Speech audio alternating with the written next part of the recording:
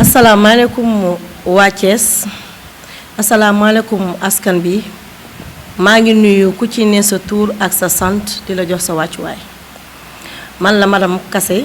chef de cabinet de madame la ministre Ndeye Tické Ndiaye Diop ministre de l'économie numérique et des télécommunications porte-parole du gouvernement maa ngi nuyu tamit sama naataango yi nga xam ne ñoom laa toogal ci table ji muy AC Samba Maysa Gueye ak ñoom Mamadou Gadiaga Wali Sow staff madame la ministre Cheikhouna à ma droite ak staff jeunesse féminine madame la ministre Ndeye Tické Ndiaye Diop staffam ak Gora Ndiaye ñoom ñëpp ak ñoom Momar Tall maa ngi leen di nuyu ku ci ne sa tur di nuyu journaliste yi ma jàkkaarloo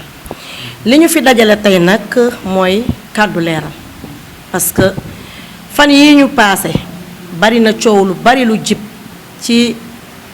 turu madame la ministre Ndeye Tické Ndiaye Diop muy jigéen ju mën góor jigéen joo xam ne ba mu accès depuis sa rentrée politique jógul ci fédérer le parti politique bii di APR ak Benno Bokk Yaakaar doxul ñun ñi nga xam ne ñun ñooy njabootam discipline de parti ci la ñu yarewuñ ci xaste yarewuñ ci wax lu ñaaw yarewuñ ci lenn loo xam ne ci ay naataangoom ci yu nekk ci biir parti bi moom la ñu sant ñu di ko def toujours daf ne il faut respecter la discipline de parti discipline parti bi mooy lan massifier son excellence le président Macky Sall liggéeyal ko ngir nga xam ni ëllëg mu triompher ci kaw loolu vraiment moom la njabootam boobu ba léegi di doxi di waxe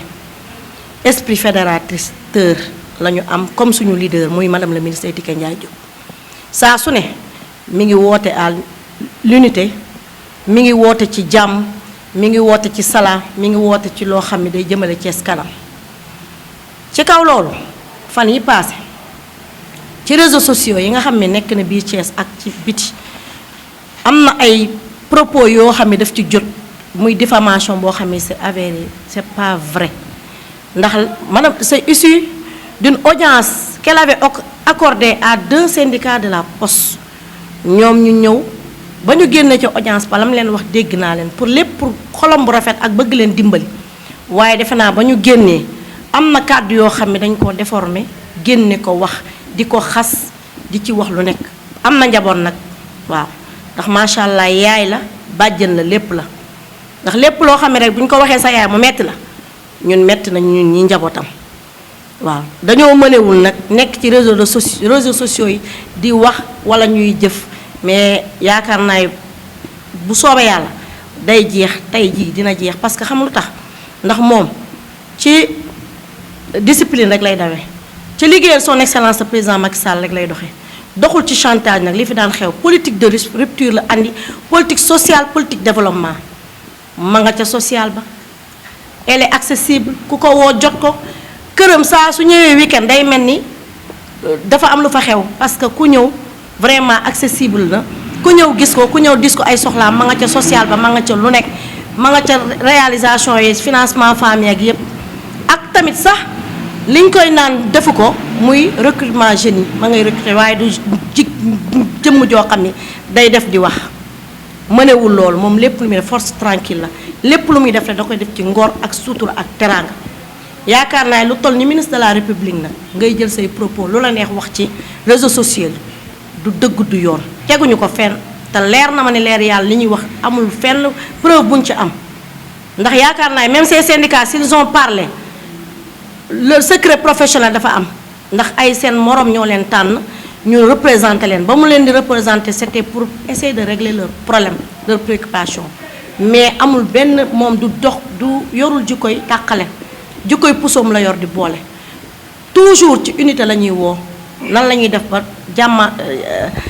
Benno Bokk Yaakaar bi ak APR yëpp ñu nekk benn di xàccundoo dóorandoo su pour ndamu son excellence le président Macky Sall moom la ñuy digtal moom lay digtal groupement de femmes yi moom lay digtal jeune mi moom lay digtal képp koo xam ne yaa ngi ànd ak moom gis ngeen ci jamono yee passé muy def visite de proximité pour seet ay càmmeñam seet ay sëram pour nga xam ni liggéey bi gën a mën a yomb gën a mën a facile kon defe naa ku mel noonu doo jël bàyyi ba say ay naataangoo ay xarit ñëw ngay tudd sa naataangoo ci seen kanam du genre boobu boo waxee moom lépp rek ay mbiram sëpp danaa la il faut positiver donc même ñun njabootam personnellement amuñu sax fit naan ko diw lii wala diw laa kon moom defe naa en tant que koo xam ni elle a fait plus de 30 ans dans l'appareil d'État xam luy management xam luy gestion du personnel xam luy loolu du moom mooy jóg de tudd kenn ci kanamu nit parce que xam na leen xëy na ñoom fañ ko bëggoon a jëmale moom la jëmul moo tax ñu génn di wax mais dañoo bëgg nag mu arrêté parce que Basta doy na ndax nag am na njaboot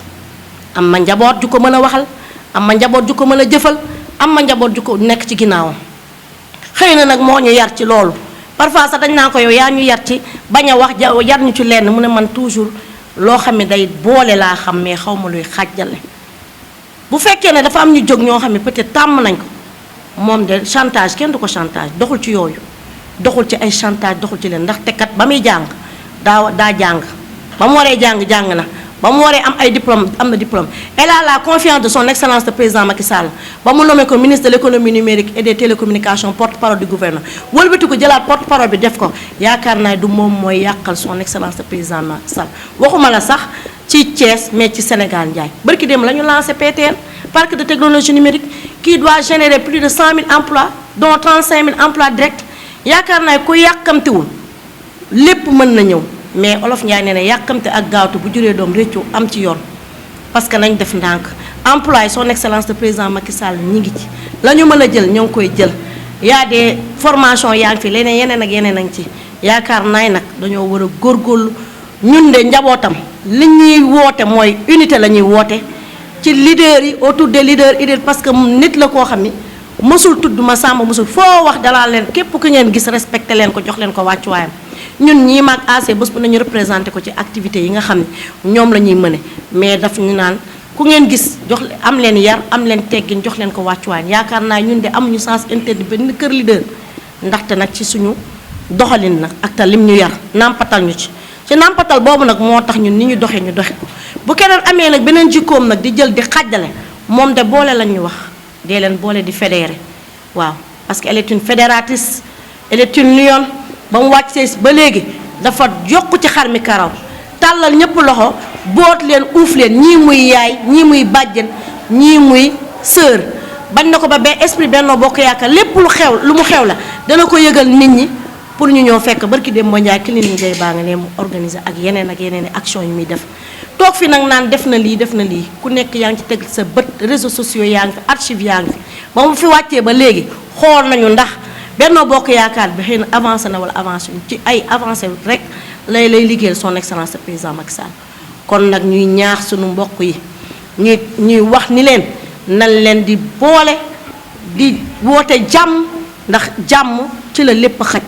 jàmm ci la son excellence le président Macky Sall mënee am ndam jàmm ci la nit ñi mën a liggéey dans la tranquillité vraiment jàmm te ñu bàyyi di wax loo xam ni dara leeru leen ci di bàyyi di wax def ay diffamation loo xam ni c'est pas avéré loo xam ne amul nañ ko bàyyi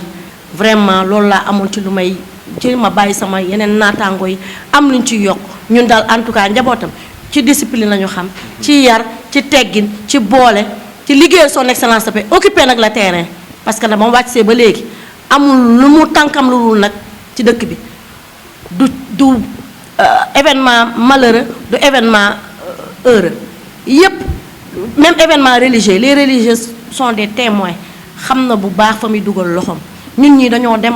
ba doo fu ñu seen gis ñu fu ñu toll seen ñu kon yaakaar naa leader bu mel noonu accessible saa yoo ko woowee téléphone jot ko saa yoo ko soxlaa gis ko kon ku mel noonu yaakaar naa boo ko amee da nga ko war a téye sa fukki loxo ak juróom-ñett ñun nag la tax ñuy ànd ak moom dañuy renouveler waat suñu confiance ci moom te xam ni jigéen ju mën góor te mën naa jëmale son excellence kanam si surtout ci biir Thiès gi loolu daal la ñu amoon ci lu ma ciy dolli vraiment di wax ni vraiment madame ministre Ndeye Tické Ndiaye Diop ca kaw ca kanam rek ci lu baax ku ko xaar day xaddi ndax moom doxul ci chantage doxul ci leen merci beaucoup.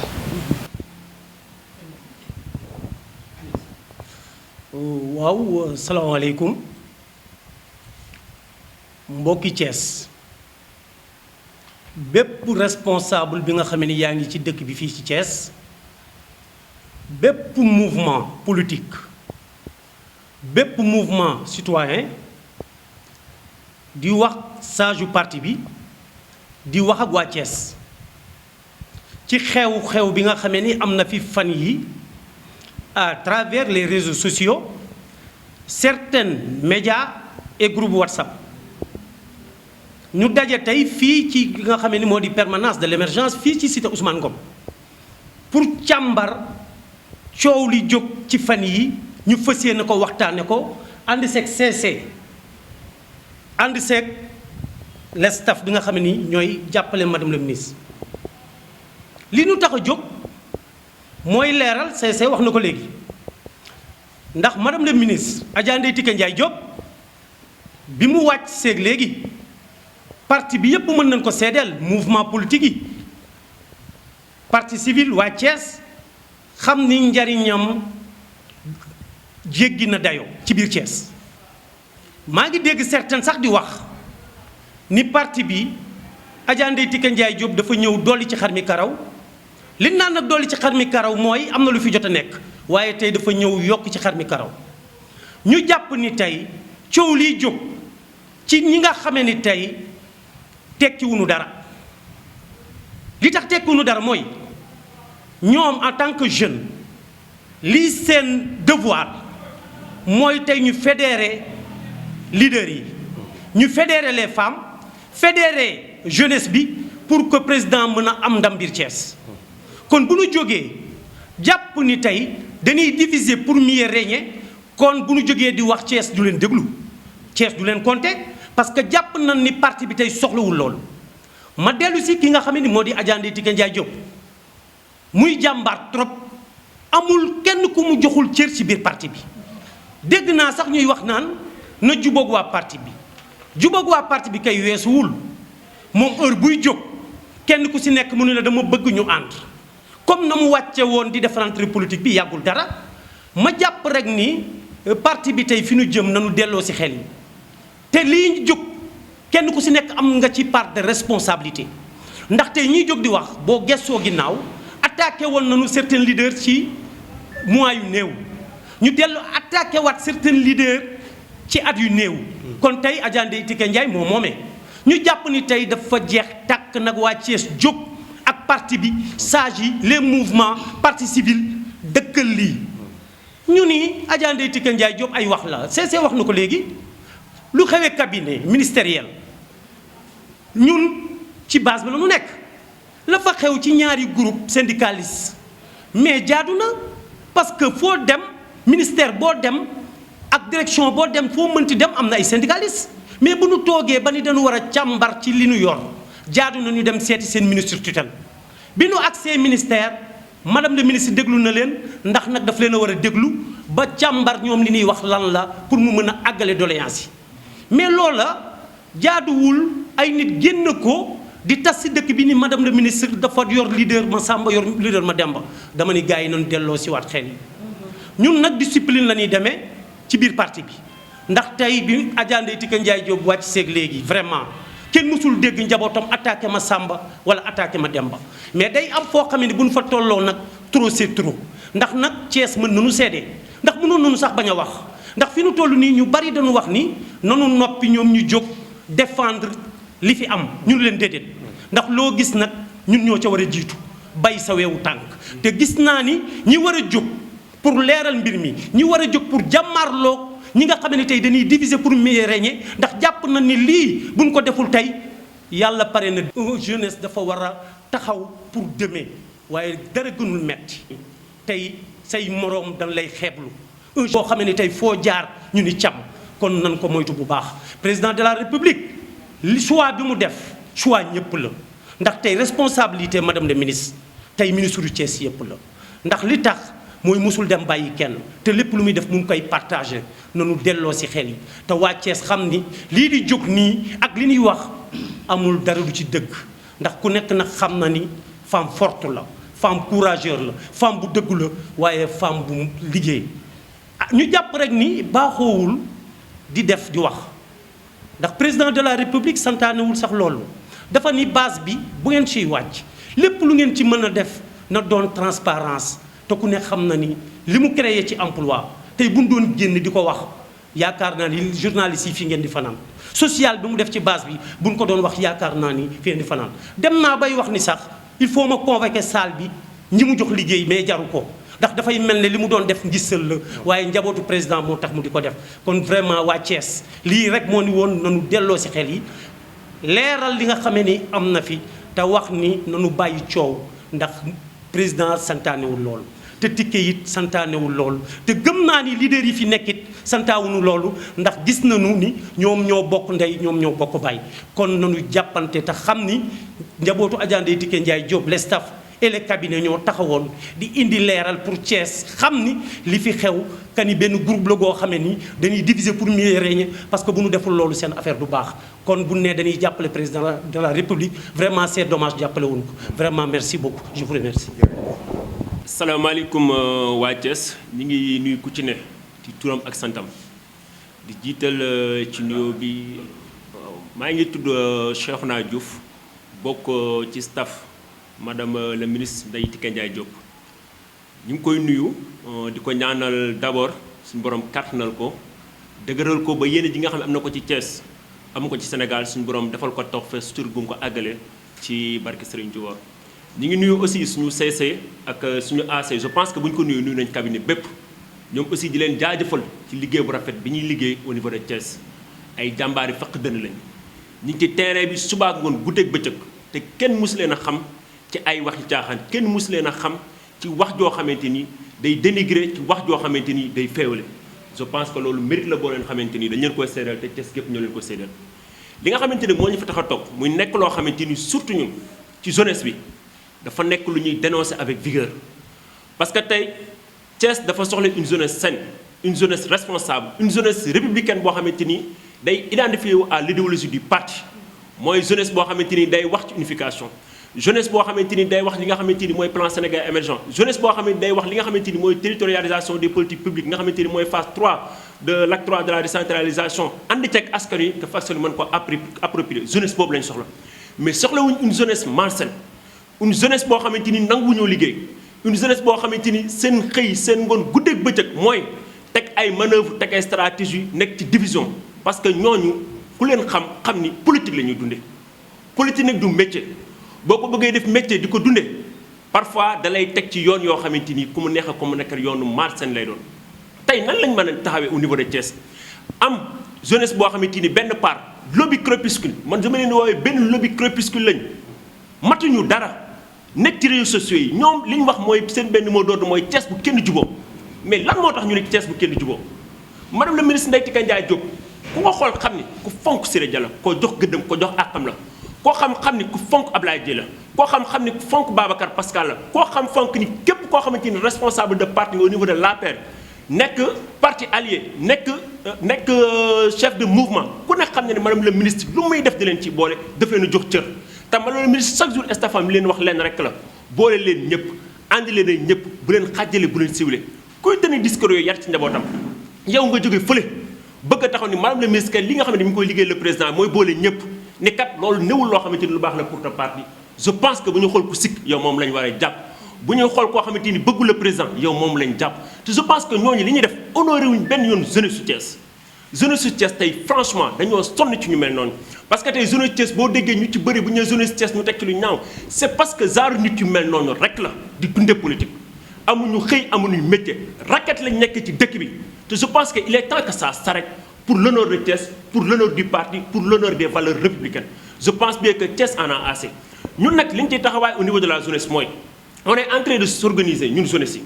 jeunesse yi nga xamante ni ñoo nekk ci mouvement yi jeunesse yi nga xam ne ñoo nekk ci yeneen leaders yi ñun pare nañ ci jeunesse yooyu yëpp ñu booloo nekk benn taxawu suñuy leader def un appel solennel à l'endroit yi nga xamante ni ñi nga xamante ni ñooy kilifay parti bi di Thiès loolu leen def lu dul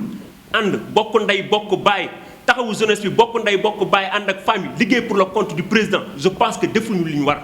tey madame la ministre lancé na un appel leader yëpp lancé nañu un appel ginnaaw wallaay ngir yàlla ñun jeunesse bi loolu buñ ko xajamal ñun jeunesse bi nañ booloo nekk benn bokk di xool discipline parti bi xool à l'image bi nga xamante ni ñooy suñuy responsable ànd ak ñoom mais franchement tey jii jeunesse su Thiès franchement c'est une jeunesse qui en a marre soxlaatuñ lii franchement trop c'est trop mënuñoo duñoo nangu lii nan lañ mën a toogee sa Thiès ay nit daje ministre tutelle recevoir ay syndicats xool nan lañ mën a def bi nga xam moom lañ ko dénk lan lañ ko mën a diwaan ànd ceeg travailleurs nga toog Thiès tëdd nelaw ba 10 heures amoo xëy amoo métier teg sa attaaye boole ko sa xel mu ñor teg say allégations spéculation jël sa lu ñaaw te ni lañ fa doon wax ci cadre yàq mais franchement borom xel mu sell mu dégg li war ngaa xam ne ñii ci ay caaxaan lañ wax war ngaa xam ne ñii nit ñu yàqu lañ te nit ñu bëgg a yàqal société lañ je pense que tey jii nag ku jóg lii mu taxaw nii xam ni yeneen présidents yi nga xam ne yeneen responsable yëpp tey taxaw nañ ñi lii bis ni ki tey il faut mu jeex man am na responsable yu ma ci échanger yu bëri li ñu wax dafa leer il faut que ça cesse